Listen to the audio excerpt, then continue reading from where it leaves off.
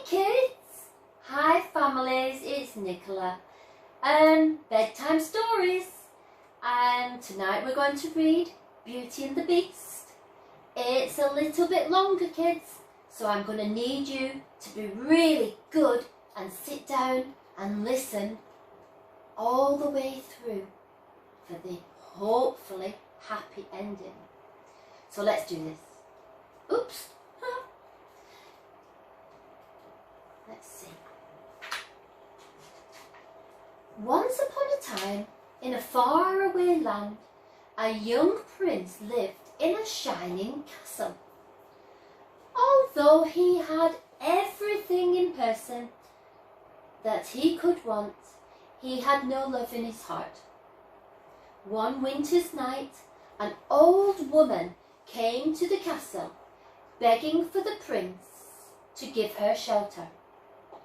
In return for this kindness, she offered him a single perfect rose. Disgusted by her rags, the prince sneered at the rose and turned the poor woman away. "Don't be fooled by appearances," she warned him. "There is beauty to be found within all things." Then in a flash, the woman's ugliness melted to reveal a lovely enchantress. As punishment for his selfishness, the enchantress turned the prince into a hideous beast, the castle into a fortress, and the servants into household objects like clocks and mirrors and vases and bottles. Before she left, she gave the prince two gifts: a magic mirror that allowed him to see the outside world, and the rose, which would only live until his 21st birthday. If you learn to love another and earn her love in return, before the last petal of the rose has fallen, the spell will be broken. If not, you will remain a beast forever. A few years passed, and one day in the village, not far from the castle, a young girl named Belle was crossing the town square. Belle loved to read, and as usual, she had her nose in a book. The handsome but conceited Gaston watched her. Gaston admired Belle almost as much as himself. "She's the girl I'm going to marry," he declared. When Belle got home, her father, Maurice, greeted her excitedly. "I've just finished my last invention," he exclaimed. "I hope it works." "Of course it will, Papa," Belle said. "I'm sure it will win first prize at the fair." That afternoon, Maurice hitched his invention to his horse, Philippe, and set off to the fair. But they became lost in the forest. Suddenly they heard the howling of wolves. The frightened horse reared up in the air, sending Maurice flying to the ground. Maurice got up quickly and ran down the hillside, with the wolves snapping at his heels. He saw an iron gate. He slipped through and slammed it just in time. He followed the path until it came to a dark, forbidding castle. When nobody answered the door, Maurice opened the creaking door and let himself in. No sooner was he inside than a strange thing happened. A candlestick started talking to him. "Welcome, my good man," said the candlestick. Then a clock stepped out of the shadows and scolded the candlestick. "Luminaire, you know the master said never to let anybody in." "Oh, but now that he's here," Cogsworth said, "Mrs. Pot's a talking teapot. We must be kind to the old gentleman," her teacup son Chip declared. So they gave Maurice tea, a bite to eat, and a chair to rest in.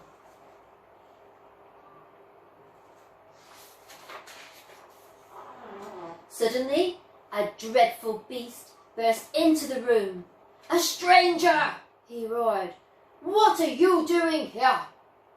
"I just need a place to stay." "I'll give you a place to stay," shouted the beast, and he scooped Maurice up in his hairy paws and threw him in the dungeon. Back at the village, Belle was waiting for her father to return when Gaston came to ask her for her hand in marriage. Belle tried to say no politely. "I really don't deserve you," she started to say, but Gaston would not listen. He had her backed up against the door. When Belle reached for the doorknob, she opened the door and sent him sprawling down the steps into a giant puddle. Later, Belle heard Philippe whinnying outside her window. "Where is father? Did something happen to him?" Belle threw on her cloak and leapt on Philippe's back. "Take me to Papa." Philippe sped through the forest until he came to the dark castle.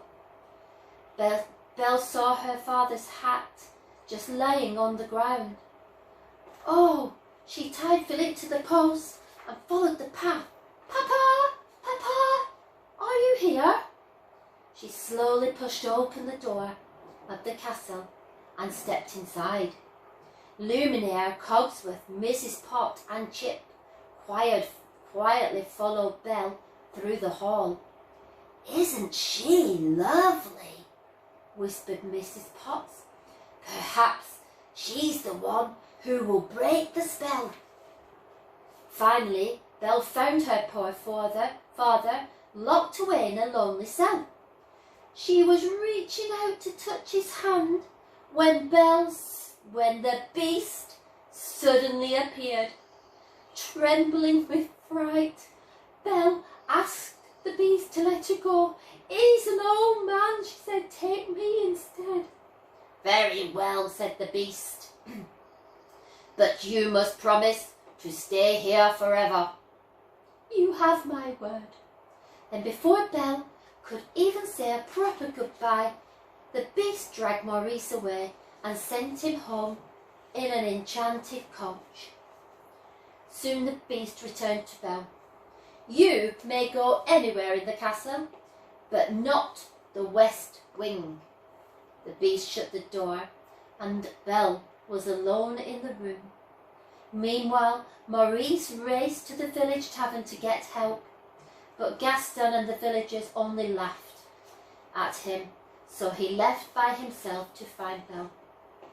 Later that night, Belle sneaked out of her room with Luminaire and Cogsworth, and they gave her her tour, but she slipped away and went to the west wing. "I wonder what he's hiding in there." When she came to the beast's room, she found the enchanted rose under a bell jar.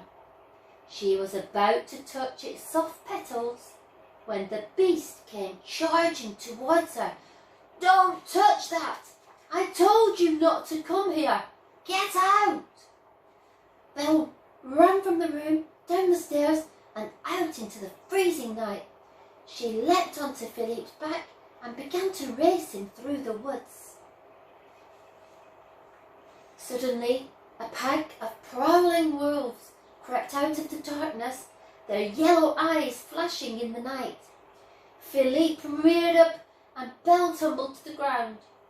But before the fierce creatures could pounce on her, the beast came to Belle's rescue. The wolves attacked the beast with their sharp teeth and claws, but he fought them off. Belle mounted Philippe and was just about to make her escape, and she saw the injured beast. "I cannot just leave him there," she said. "Help me get him back to the castle."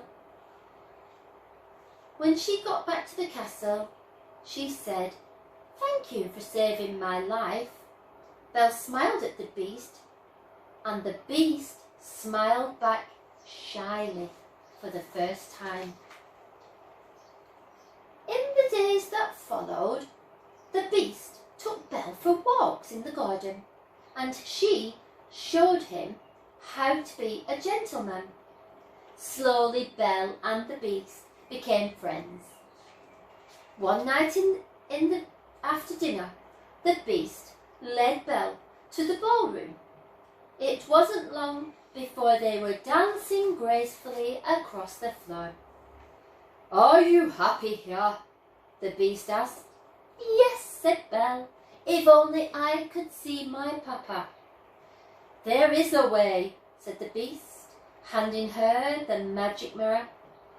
Belle gasped at the sight of her father, sick and lost in the forest. "You must go to him. Take the mirror with you."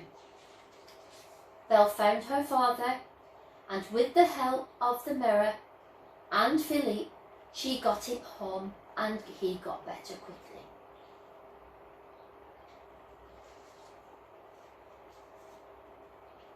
The villagers cried out in fright when they saw the Beast in the mirror. "That Beast is dangerous," gasped Gaston. "I say we go to the castle and get rid of him before he harms anyone." Belle tried to stop them, but it was no use. The angry crowd went to the castle. As Gaston ran upstairs to search for the Beast, the villagers broke into the dining hall, but the Beast's loyal servants, the clock, the mirror, etc., were waiting to attack. The villagers were no match for the pictures, clocks, footstools and brushes, so they turned and fled in defeat. "No!" Belle cried from below. She raced upstairs. At the sight of her, the Beast spirit returned, and he blocked the club's blow. The Beast grabbed Gaston by the neck, but he could no longer find it in his heart to hurt anybody. So he released Gaston unharmed.